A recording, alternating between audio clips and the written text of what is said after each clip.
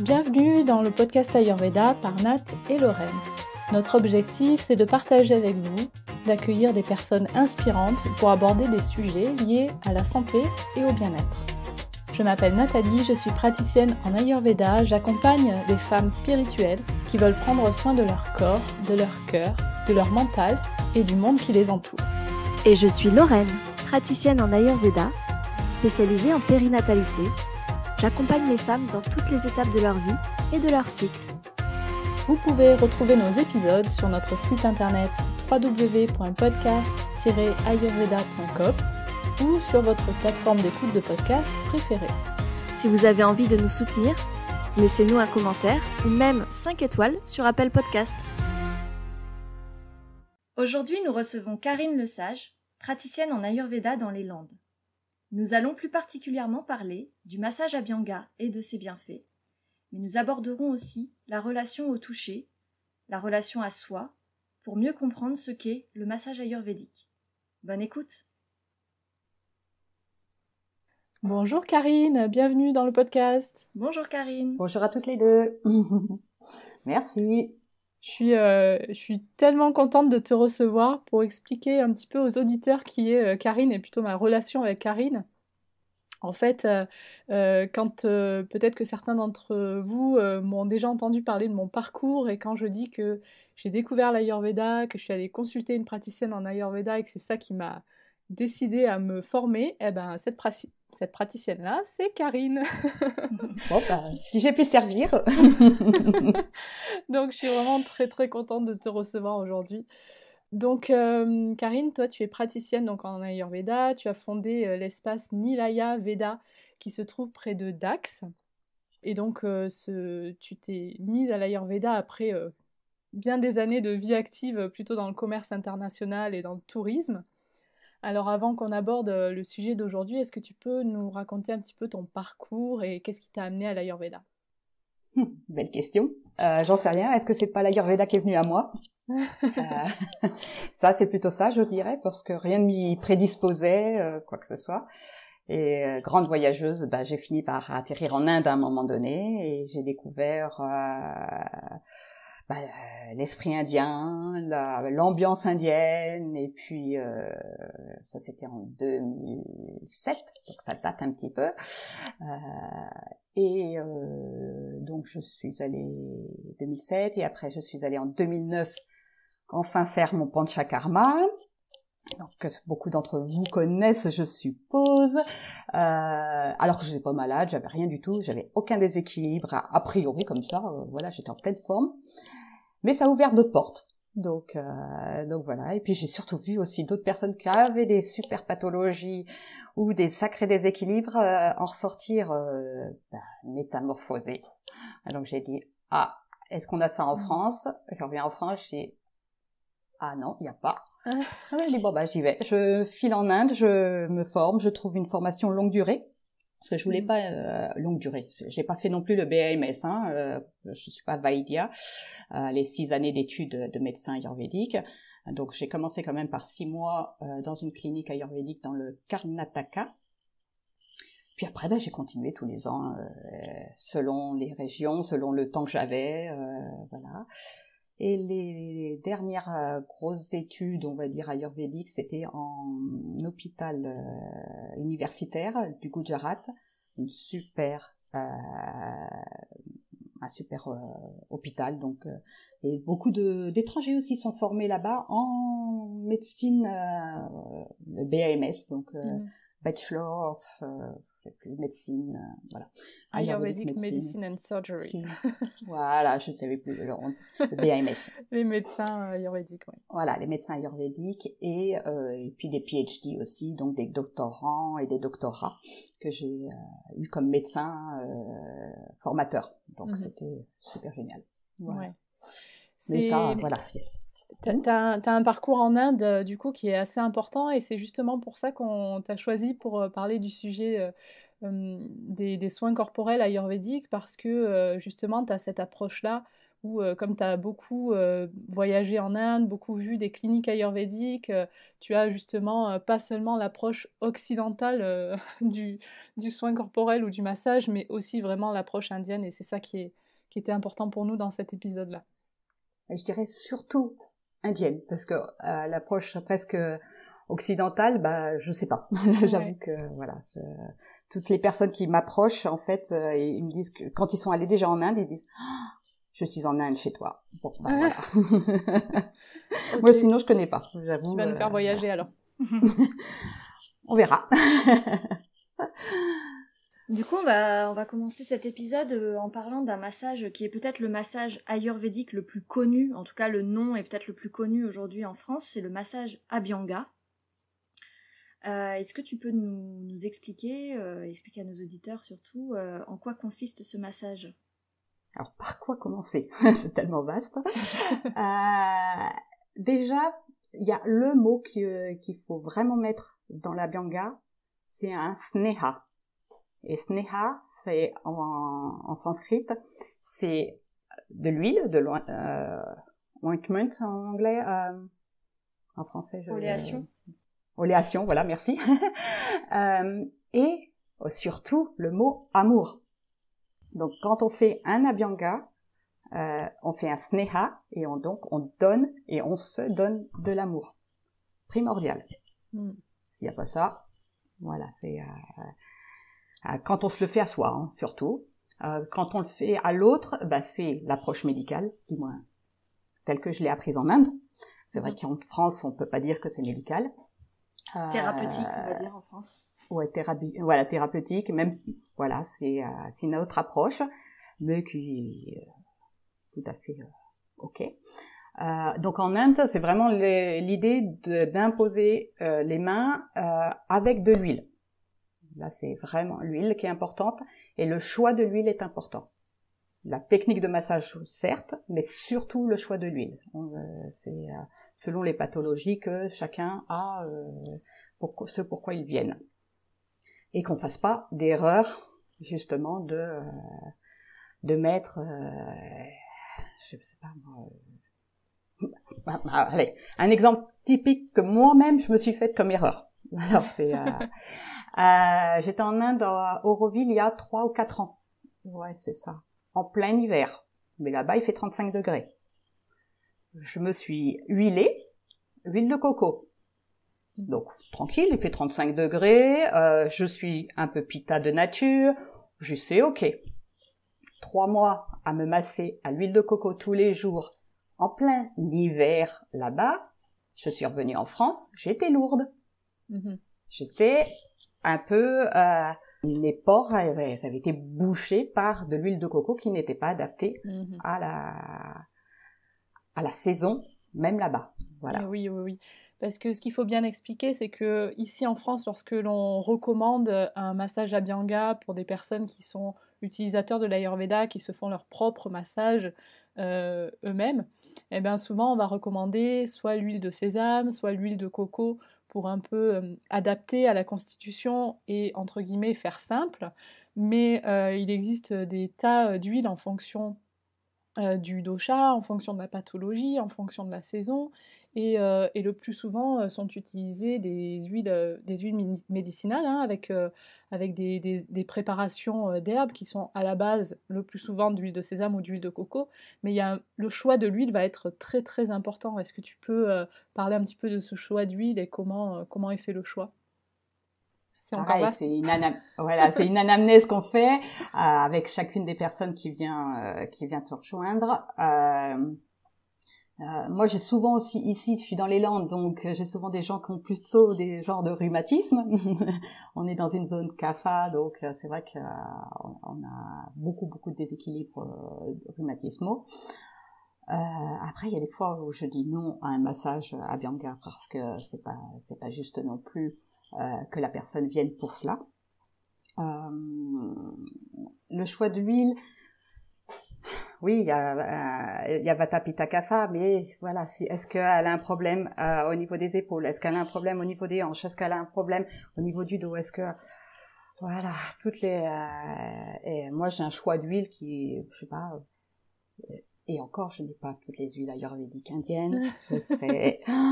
En fait, ce qui est dit en Inde, c'est qu'il y a une huile ayurvédique par médecin. Ok. Voilà. Donc il y a aussi des endroits où il y a pas de, ils sont pas dans les huiles classiques, mais ils ont leurs propres huiles parce que c'est adapté au lieu où ils sont. Ils ont les plantes juste à côté. C'est transmis de génération en génération.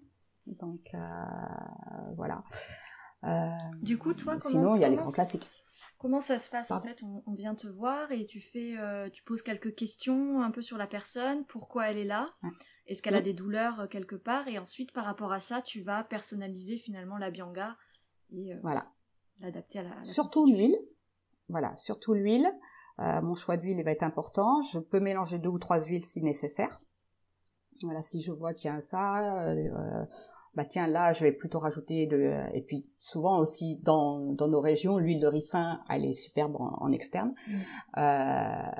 Donc je la rajoute aux huiles que j'aurais préconisées pour la personne. Et ensuite, tu utilises des huiles que tu as soit ramenées d'Inde, que tu as importées, ou tu vas utiliser principalement les huiles végétales qu'on connaît, sésame, ricin, moutarde? Non, soit quasiment jamais. Non, je me fournis chez un fournisseur français Samskara, pour pas le nommer, qui lui-même importe les huiles ayurvédiques. Voilà. Après, c'est vrai que j'aimerais avoir un choix d'huile encore plus important, c'est sûr. Mais bon, déjà avec ça, on accompagne pas mal de personnes. Il faut savoir qu'en France aussi, à part quelques personnes qui viennent vraiment en cure, c'est quand même des gens qui viennent une fois par mois, une fois tous les 3 mois, une fois tous les 6 mois. Donc on peut pas non plus résoudre le déséquilibre comme ça. Hein. C'est pas un massage qui va résoudre le déséquilibre.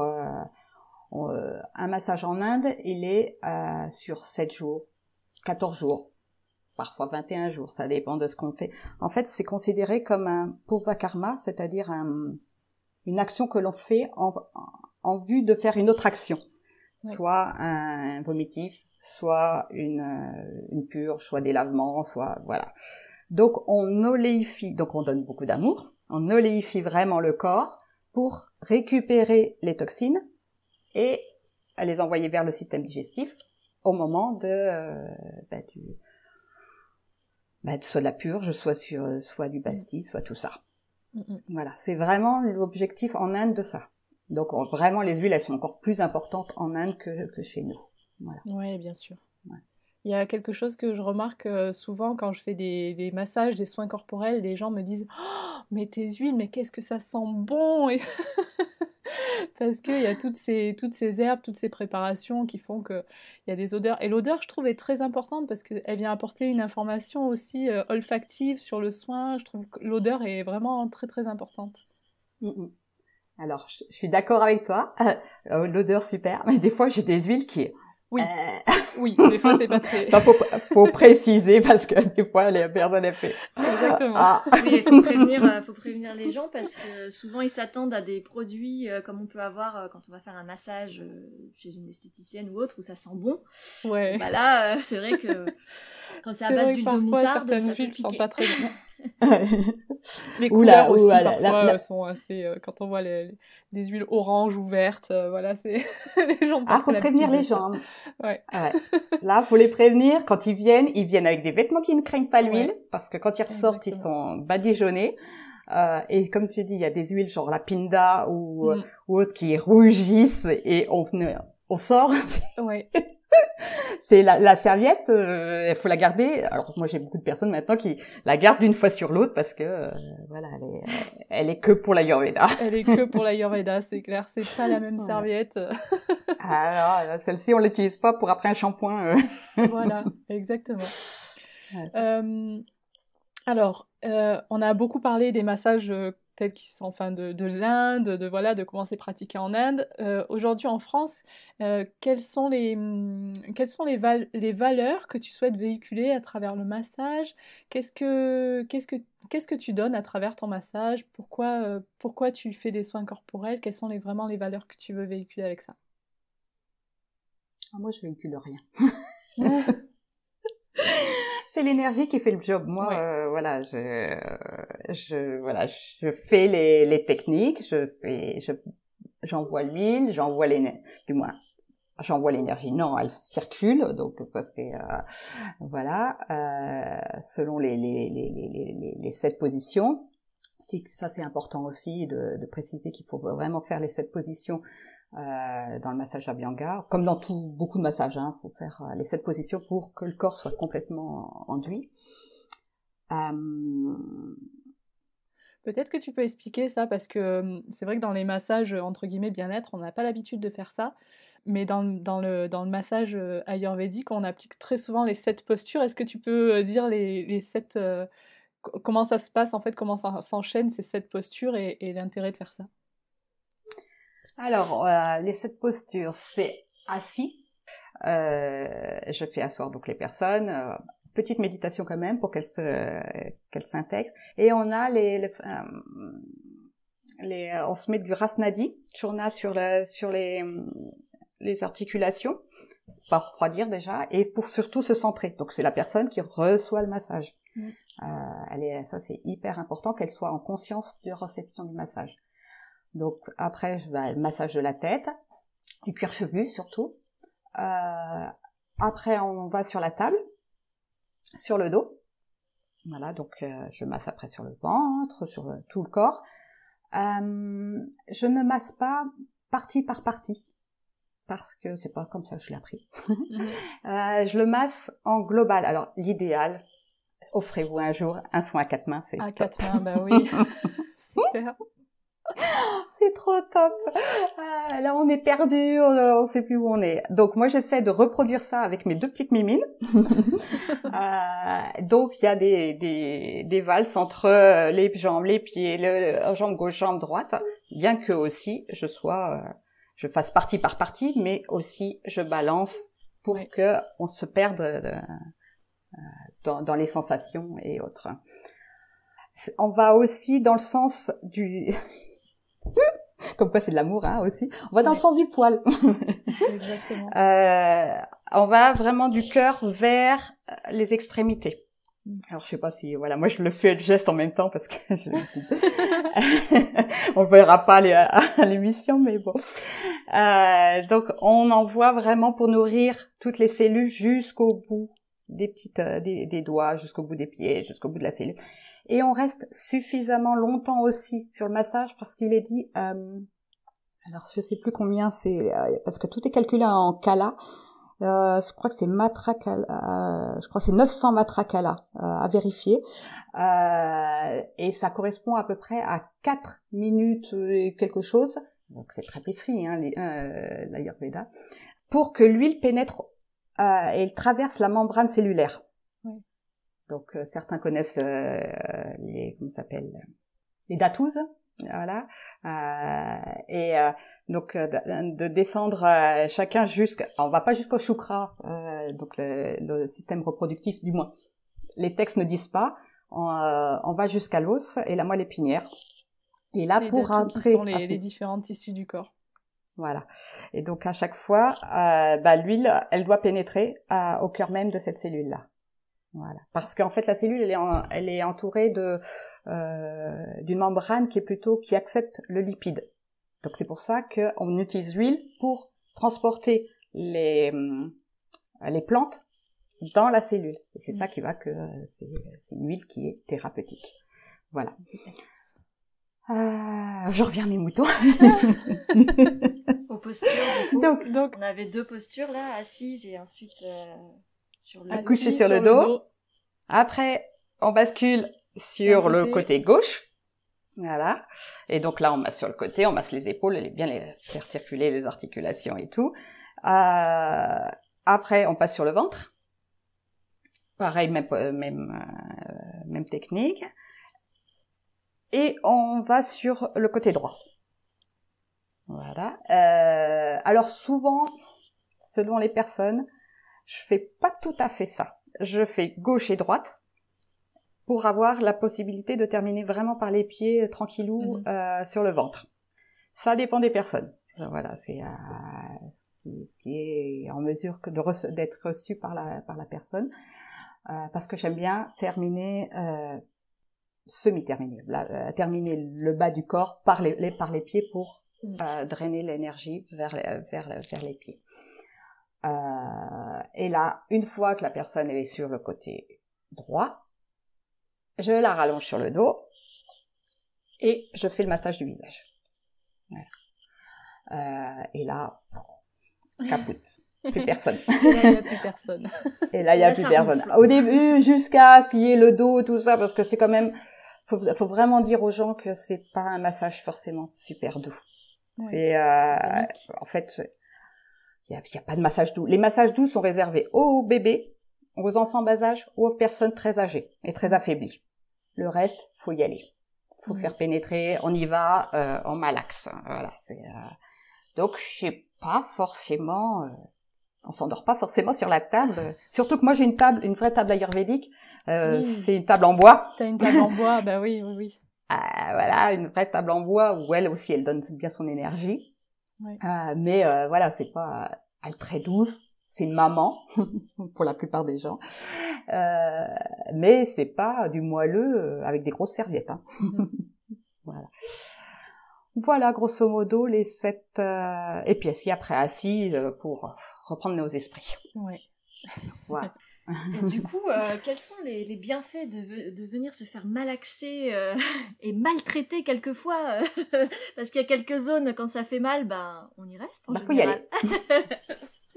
Donc, quels sont les bienfaits pour le corps déjà Alors, sur le corps physique, si on va dire ça, sur la matière qui reçoit, comme tu dis, s'il y a une zone, souvent chez nous, c'est flagrant, le popotin, qui est rarement massé, qui fait plutôt mal pour beaucoup de gens, parce que souvent, soit ils sont assis, soit voilà, un peu plus de sédentarité, et voilà, on a des points, les points marma aussi qui sont là, et là, aïe, ça chatouille.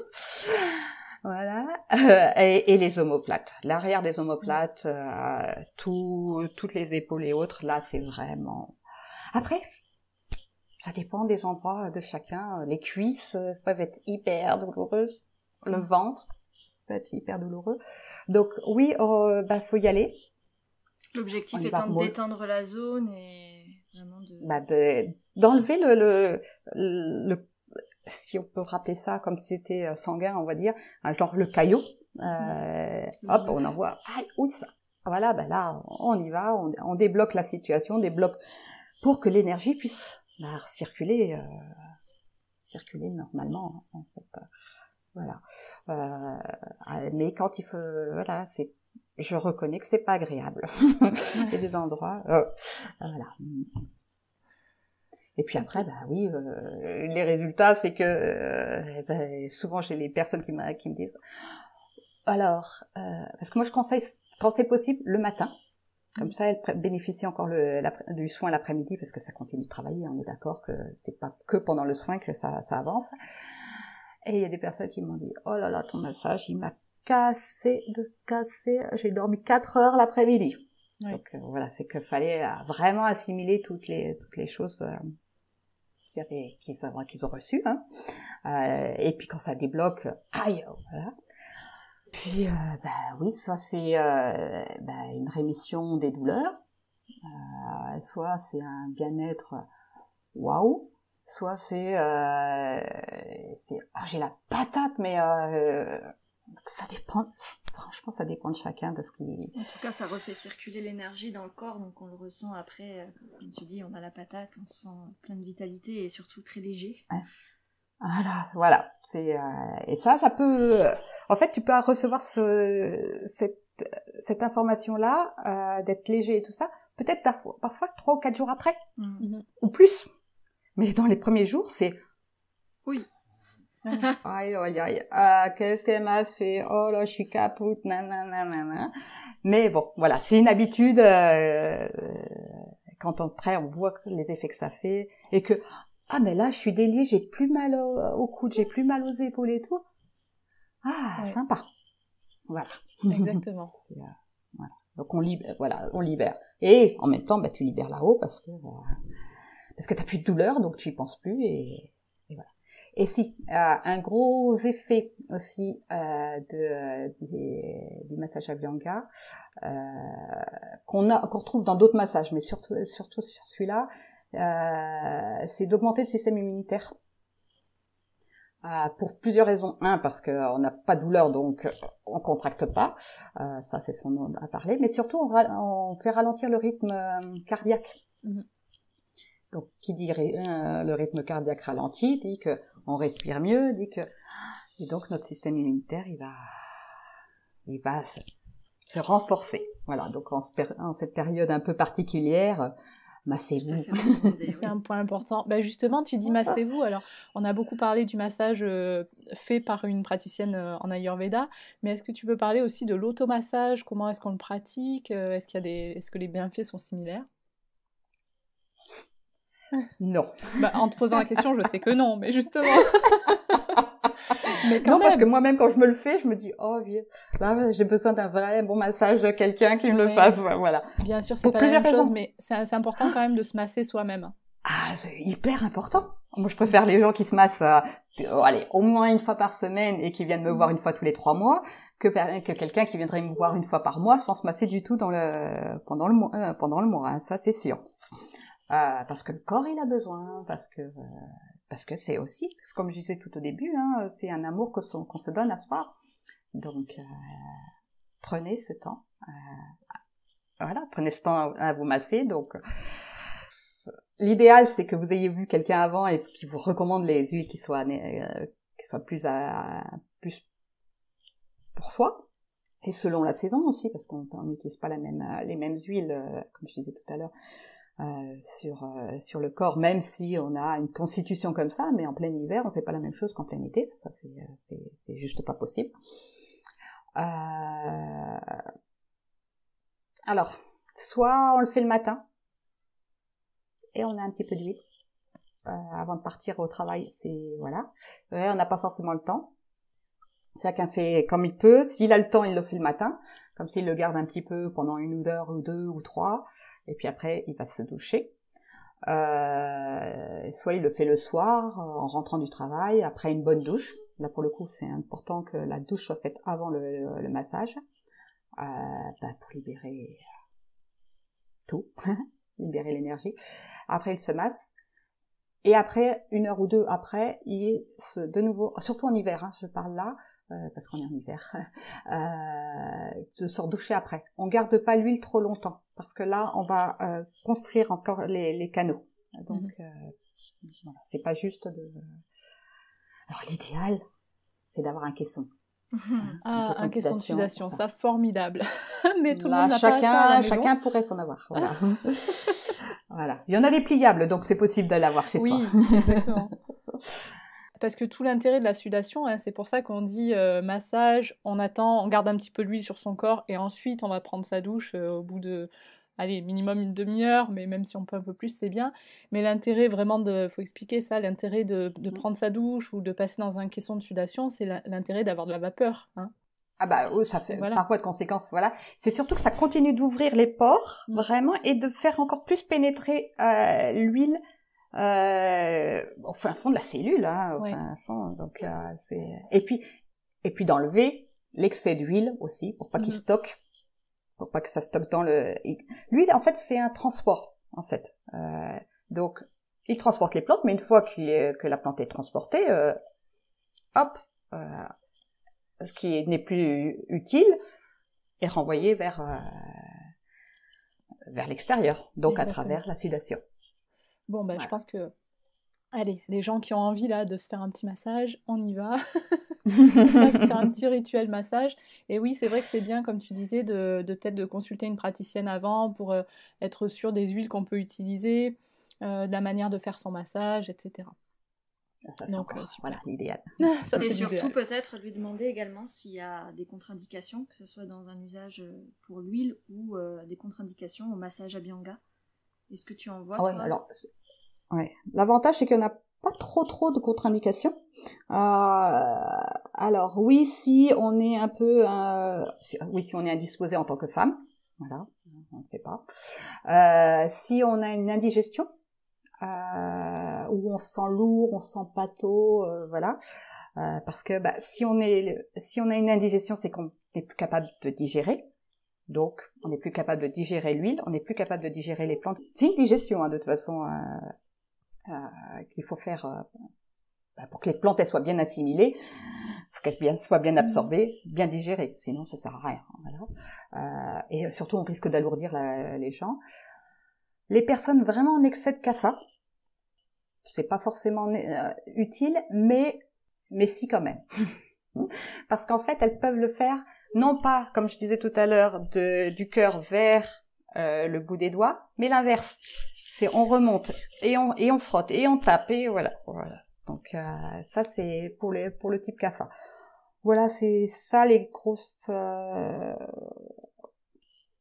contre-indications. Après, sur des pathologies, on peut aller plus loin. Il y a des pathologies où moi je recommande pas forcément celui-là. Je vais recommander d'autres soins, par exemple en type de cancer. Voilà, je suis pas forcément fan, même si il y a des études qui sont contradictoires, donc j'arrive pas trop à me positionner dessus.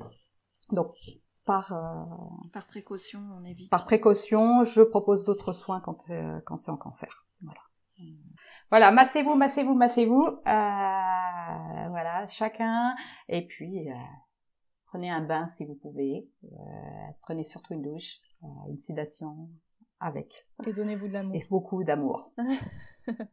Donner, recevoir de l'amour. Ah, ça, c'est important. Il y a que ça. Bah, bien sûr. Il y a que ça. Voilà, ok. On arrive à la fin de l'épisode. On a quelques questions rituelles dans le podcast. La première, c'est quel est ton rituel à toi, ton ou tes rituels pour prendre soin de toi? Est-ce que tu as des petits rituels que tu aimes? Ah bah, la dinacharya du matin, ça c'est... elle y échappe pas. Et le massage du soir. Parce que voilà, c'est super important après avoir donné, de pouvoir se donner à soi. Alors idéalement, c'est de le recevoir, hein, on est d'accord. Mais voilà, de se donner le soin le soir, et pour justement aussi éviter d'avoir mal pour le lendemain aussi, parce que c'est quand même assez physique, le soin Abhyanga. Tous les soins, il y a des soins qui sont un peu moins fatigants, mais quand même on donne. Donc le soir, pour moi, c'est presque pas plus important que le matin, mais après, je prépare bien ma nuit pour avoir un super sommeil qui va être super réparateur. Voilà, ça c'est primordial. Pour moi, c'est vraiment, ça fait partie des 3 piliers de l'Ayurveda, mais le sommeil doit être nickel. S'il n'y a pas le sommeil, on va avoir du mal à se maintenir en forme et que le lendemain matin, on puisse donner le meilleur de soi. Donc le matin après, c'est le classique de l'Ayurveda, hein, voilà. Et puis surtout méditation. Voilà, méditation, ouverture de toutes les articulations le matin, voilà, parce qu'on passe de la position allongée à la position debout sans prendre soin du squelette qui nous appartient. Donc voilà, c'est un petit peu pour en prendre soin. Alors pas forcément que avec l'huile, mais justement yoga. C'est bizarre que je me souvienne plus de ce mot. Voilà. Voilà, faire des mouvements, et puis respiration, se connecter, recevoir, donner, voilà, à soi, hein, on est d'accord. Et puis après, tu passes ta journée c'est parti pour une journée pleine d'énergie. Tes devoirs, on va dire, en tant que citoyenne du monde et d'incarnation, parce que pourquoi tu es venue faire quelque chose sur cette terre.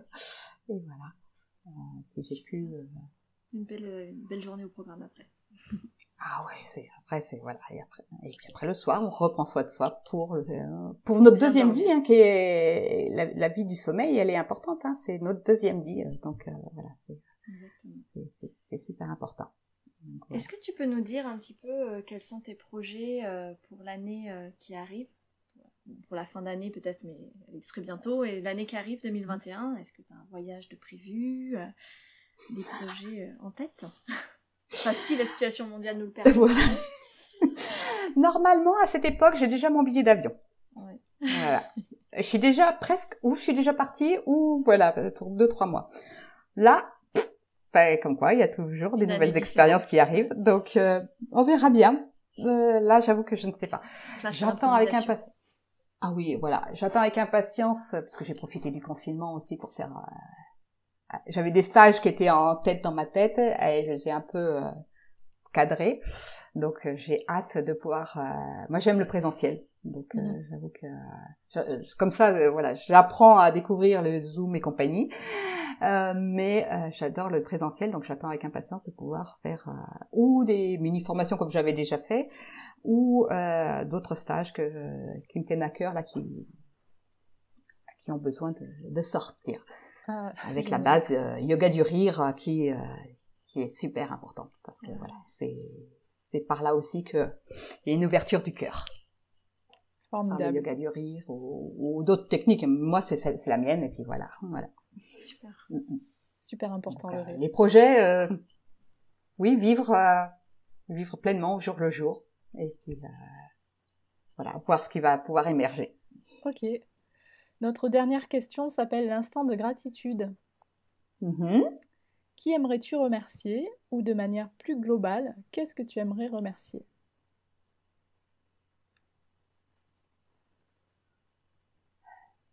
Qui on remercie à chaque instant, c'est la vie qui circule en nous.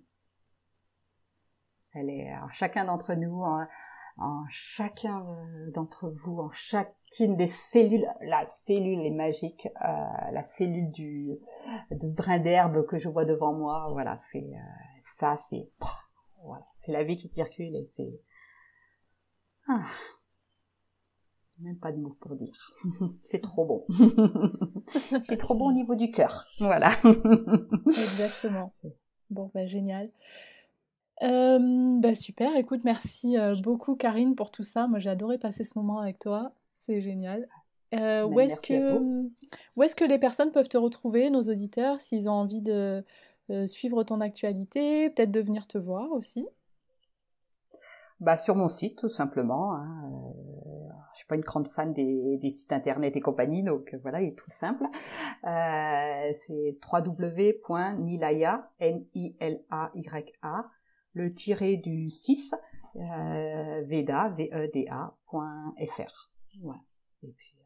Et dans les Landes, venez dans les Landes, on a tout ce qu'il faut aussi pour se poser. Venez dans les Landes, il y a Karine, il y a Lorraine, il y a moi, venez. Voilà, j'apprends. Donc, voilà. Et puis plein d'autres praticiennes, tu sais, dans les Landes, il y en a plein qui arrivent, là, c'est génial. C'est trop cool. Voilà, donc, une communauté. Voilà, et que chacun, puisse apporter ce qu'il est en mesure d'apporter à chacun d'entre nous. Et voilà, de venir proposer aussi. Et puis, Saint-Vincent-de-Paul, là où qui exerce, c'est quand même là où est né Saint-Vincent-de-Paul. Et c'était le Lourdes-Landais, donc ça fait une petite excursion supplémentaire. Venir en retraite. Voilà, super. C'est clairement.